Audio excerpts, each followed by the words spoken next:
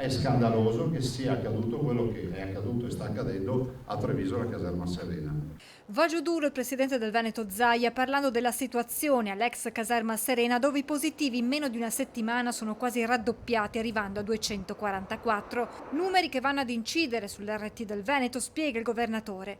Nella nostra regione la situazione è sotto controllo, togliendo i casi di Jesolo e Treviso, continua, registriamo in media 7-8 contagi al giorno, ordinaria amministrazione.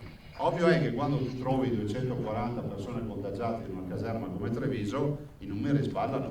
E a me spiace perché poi nelle classifiche nazionali viene fuori il Veneto è un lazzaretto. Noi non siamo un lazzaretto, la situazione è assolutamente sotto controllo. Più che altro c'è qualcun altro che non ha controllato dove doveva controllare. La sanità viene prima di tutto e quindi sì, dar da mangiare, sì, accudire, però mi chiedo anche perché non sia stato fatto un minimo di prevenzione e di tutela. Insomma, per avere un'infezione del genere vuol dire che di prevenzione è stata fatta zero. Zaia poi torna sul futuro di queste strutture d'accoglienza. Queste strutture devono essere smantellate e devono tornare a casa loro. Il presidente del Veneto spiega come dagli ultimi tamponi effettuati si rilevi un'evoluzione microbiologica, ovvero ci si avvia alla negativizzazione dei positivi.